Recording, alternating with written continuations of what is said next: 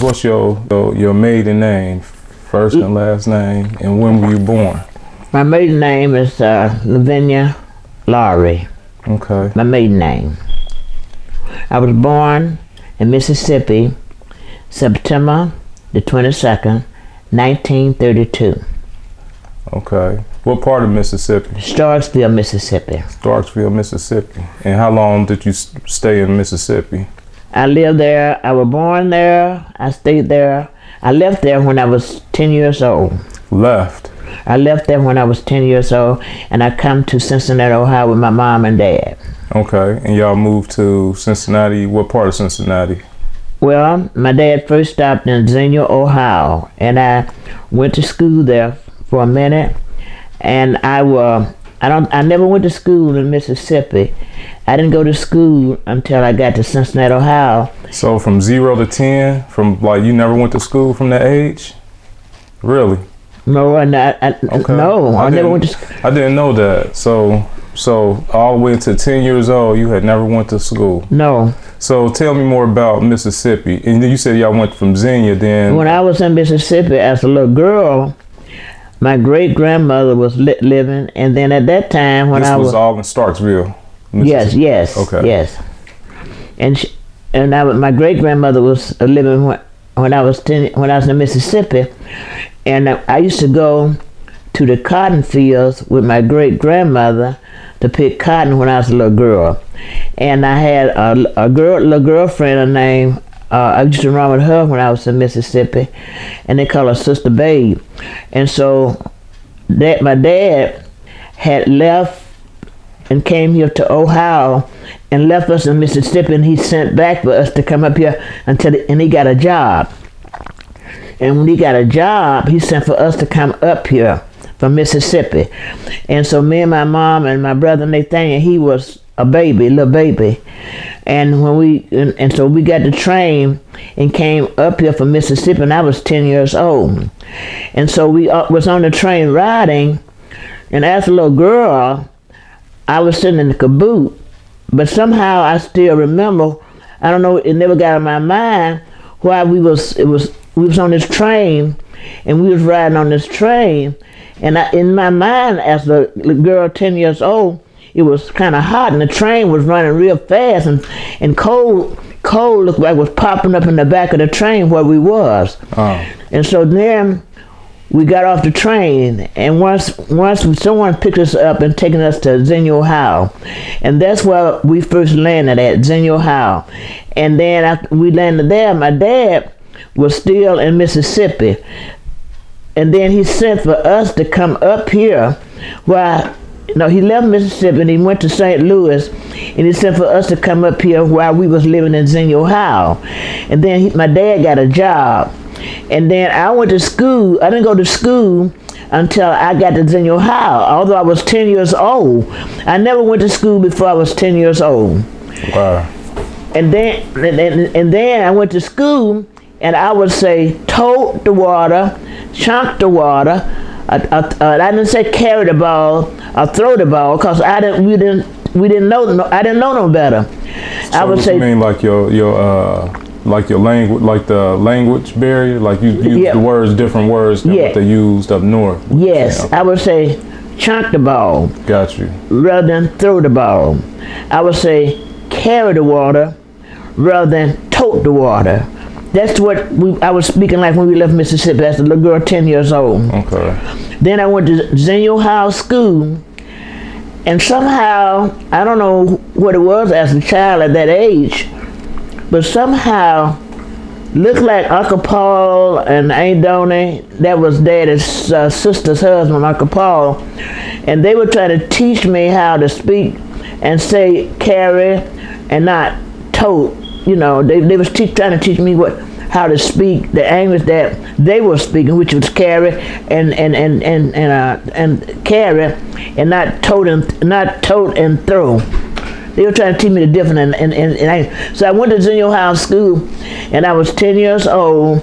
And when I went there, I was speaking tote, chunk, tote, like that. Then they made fun of me. The children made fun of me, and they jumped on me and fought and was fighting me and drug me in the mud and everything like that. And So the next day, as a little girl, I said, they ain't gonna do me like that no more like they did me yesterday. I said, they ain't gonna do me like that. And somehow the Lord led me to get some kind of a protection, and I got me I don't want to say it, You could say it. I mean, I got me it's 70 years, 80 years ago. How old are you? 90. Oh, so that was 10. You said you was 10. Yeah. That was 80 years ago. So I wanted to protect myself, so I got me a stick, and they had these big school doors.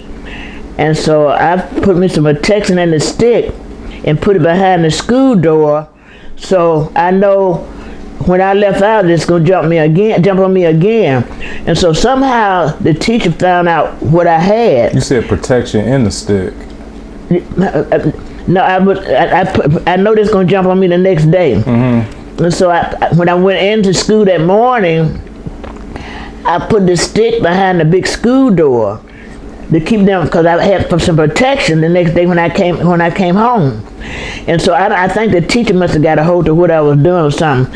And so that didn't ever happen. So after that, the teacher did find out what I had. And so after that, I told them what happened to me, and they had compassion for me and told me don't do that no more. And I never did that again anymore. So after that, we lived in Xenia about maybe after my dad wanted us to move from Xenia, Ohio. He wanted us to move from Xenia, Ohio, and he had came up here and got a job, and he bought a home.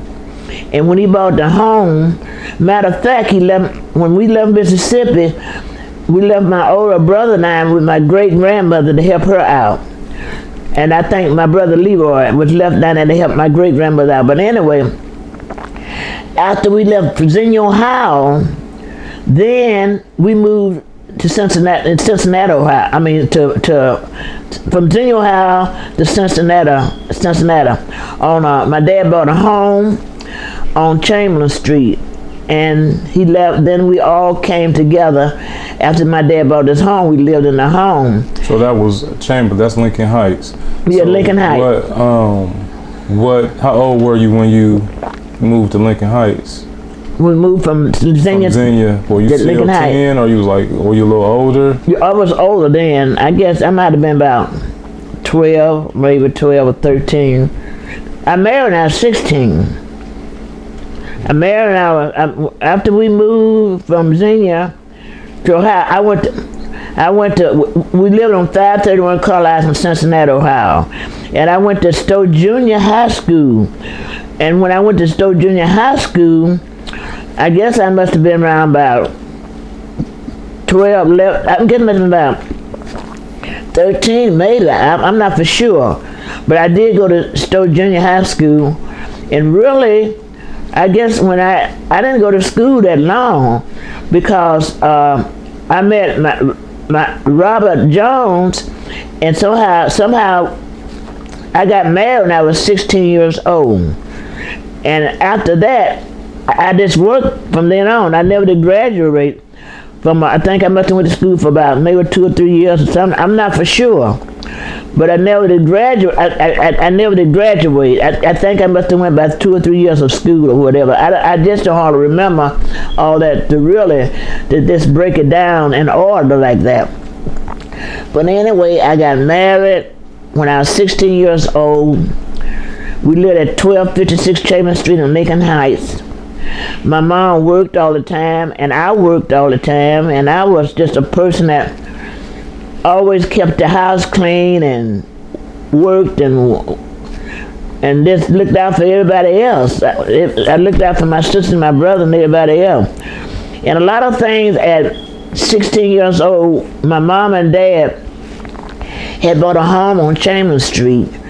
And we had a little house in the back of my mom and dad's house, and me and my Robert Jones, the one I married, we lived in the little house for a while. But I don't know what happened between him and I. I had a child when I was 17 years old, between 17 and 18. And after that, I don't know what happened to our marriage. We didn't have a marriage anymore. And then that just messed my whole life up, really, because I was so sincere with taking care of my child, and then I didn't know his parents, and he, you know, I didn't know where he was. I didn't know where he was, and I was just out looking for life. I was really looking for life, because I didn't know what life was all about. But God was always with me all the time. I could feel the Lord in my life. Everywhere I went, I could feel. That's okay. You take your time.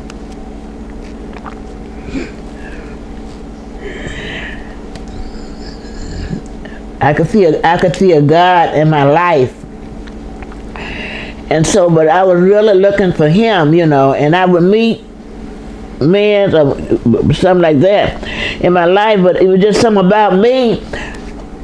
I just love myself. I love myself so much. And then Tyrone, my son Tyrone, the baby that I had, I would live with his grandmother, and she was real nice, and she was a very clean lady. But she had problems to herself, I guess. I don't remember his mother. So that was Robert's mother? That was Robert's grandmother. Oh, his grandmother, okay. And he never didn't know his mother. Robert's grandmother raised him. And Robert never had a real father in his life. But he had a stepfather in his life. So his stepfather was named Jones. His father was he was named after his stepfather, I guess. But anyway, so when I married, and then Robert, he was a hard-working young man. He worked he had cold and stuff on his back and up in these big old steps and all that kind of stuff. Somebody we just got married. But anyway, after we got married, I was so young at the time, but I know God was with me. I just know God was always with me for somehow. I just felt him, and like when I was going to school, and like now, I was like these people talking about when I was a child. I was going to school, but I would see these two men walking down the street, and it stayed in my mind all my life. And I know something was wrong with them, and I started to laugh. I started laughing at them, and they, like I see gay people now. I know what it was then, but I was a kid, but I didn't know nothing about no gay people like now. I see it, but I was a kid then, and I started laughing at them, and when I started laughing at them, they got mad, and I was living on 531 Carlisle then, and they got mad and knocked on my mother's door and told my mother, if you don't teach us something, we'll teach you. And I didn't know what it was all about, but I know it wasn't right. It's something that wasn't right, and I didn't. And now I'm looking at, I'm 90 years old now, and at that time God had showed me.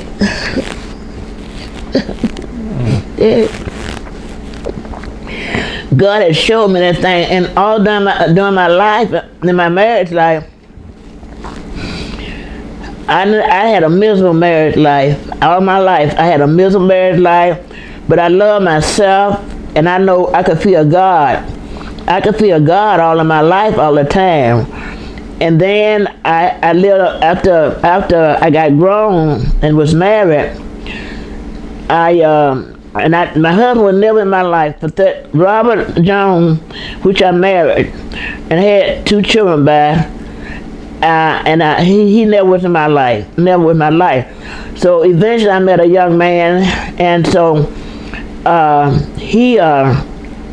eventually I met this young man. I got in church. I got in church in 1971, between 71 and 72. Went to church. So how did you get into church? Like did somebody invite you, or yes, did you?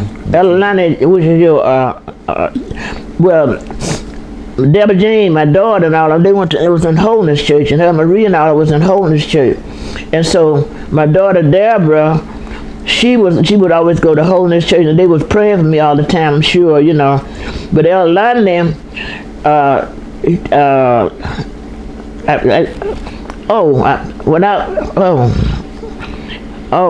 worked at Longview. Oh, thank you, Jesus. I worked at Longview for years. And I met L. Lundy. I didn't know it was him at the time, but I used to worked at Longview for about 5 years. And so I left Longview, and God was with me. I left Longview, and I was meeting young men in there. I worked in the cafeteria in Longview, and I seen this man in Longview, but I didn't know who he was at the time. But after I started working at Longview about 5 years, then Devin Jim Atlanta, he the one witnessed to me. Atlanta, he witnessed to me, and I went to his church, and I stayed. I got saved. He the one, witnessed to me, and I got saved in '72. In holiness too. In holiness, I got saved and filled with the Holy Ghost in 1972. And I joined the Revealed Holiness House of God. Revealed Holiness House of God.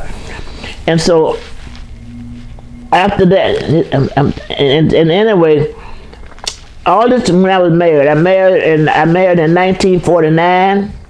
I married in 1949. And after that, God was just always with me, and I got in church. I joined church in 1972 in the Holiness Church.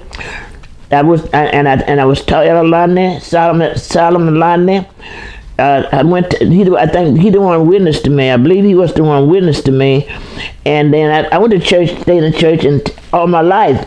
From 72 to now, from 72 to night, all my life I stayed in church. All my life I just stayed in church all the time. But a lot of other things in my life, going through my years in life, I work hard. I would do days work after I left Longview. I did domestic work all my life. And I would walk down the street in Reading, a lot of places, babysitting white kids and things like that. And they would be calling me nigger, you, but like that. But somehow it didn't bother me. I worked in Roseland, and this was the biggest thing I've ever had in my life, working domestic work in private family with white people. I was working, I was working in this house on Roseland, and so I cleaned windows and ironed and washed and sweat and washed, cleaned windows and things like that. And so the white lady that I was working for doing private family, I went and had to clean, and her little girl was back there in the bed. So I went back there. She said, "Go back there." And her little girl jumped up and jumped out the bed and flew from me. Mommy, she black. Who was you working for at that time? Private family and private home in Roseland, doing Destiny McGraw. That's what I did most all my life, know. And so after that, there's a white lady come in to babysit, and I was the cleaning lady. And so after I cleaned the house and ironed and washed everything, and so the mother, the one I was cleaning for, she left because she had the white lady there to babysit, and I was the cleaning lady. So when she came back, when the lady that I was cleaning for came back to the house, she got to looking. She got to looking around and looking like this and like that. And I in my spirit, I didn't like what she was doing, and I didn't like what the little girl had done to me, like she was scared of me. But the white lady was still there, and so anyway, she came and that lady that I was cleaning for, she came back to me and told me, "I don't see nothing you done done." I told that lady, I said, "Lady." So what do you mean she don't? So are you saying you said she don't see nothing you have done? So and I worked myself. After you had already been working. Okay. After I had cleaned and everything, she told me I hadn't did nothing, and the white lady was there, babysitting for her, and she just looking around. I know something in my spirit when she was doing that. I was getting angry because I could just feel what she was doing to me. And I told her, I said, "Lady," I said, "I never get long as I live." I said, "Miss, if you don't pay my money, I'm going to beat you up. I'm going to whoop you." And so that white lady was sitting there, and I went to catch the bus. I didn't have no transportation. I had to catch the bus and come back home, go to work. I didn't have no car. I would catch the bus and go to work all the time. And so the white lady told me, she said, and she went and paid me after she seen I was getting mad with her. She just gave me my money, and I was about $7. $7 for cleaning the house at that time. That's all I got. $7. Washing windows, ironing, doing everything. $7. That's all I got. And we came home, and the white lady said, now, she said, you gonna catch the bus? I said, yes, ma'am. She said, you don't have to catch the bus. She said, I'll take you home. I was at 1256 Chambers Street in Lincoln Heights. And she said, I'll take you home. And she brought me home. So that was a different lady that was working also there, but she was... Yeah, the white lady was there. She was babysitting. So she wasn't the owner, she was the babysitter. She was the babysitter, and I was the one working. And so anyway, when I got ready to get off to come home, the white lady said, you don't have to take the bus. She said, I'm finna leave. She said, I'll take you home. She brought me home, and in the car we was riding, she said, don't go back. She said, don't go back there anymore. She didn't have to tell me, cause I wasn't going back anyway anymore, you know. All my life, I did days work. So when Tyrone was about 3 years old, I was at work, and they called me and told me that he had got hit by a car. And so I told her, I got to go. I was looking in my home, and I was all over. I did janitorial work and everything. It's just a history of my life, really. It's domestic work. That's all I did. That's all I did all my life, work, cleaning houses, janitorial work. But one thing I can say, I will say this, and I tell the world this, God